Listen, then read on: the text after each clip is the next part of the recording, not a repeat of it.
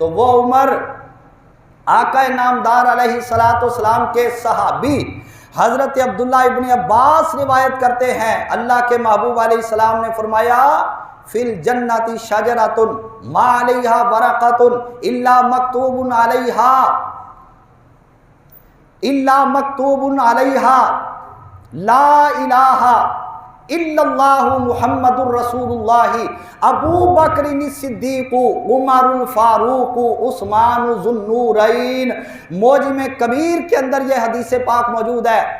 میرے آقا نے فرمایا کہ جنت کے اندر جنت کے درختوں کے سارے پتوں کے اوپر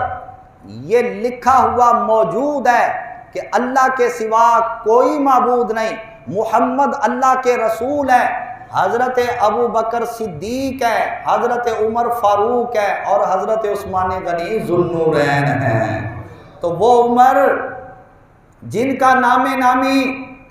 اسم گرامی جنت کے درختوں کے پتوں کے اوپر لکھا ہوا ہے، آج اگر کوئی ان کا ذکر اچھے الفاظ کے ساتھ نہیں کرتا تو نہ کرے، ان کی شان کے اندر ذرہ برابر بھی کمی نہیں آ سکتی۔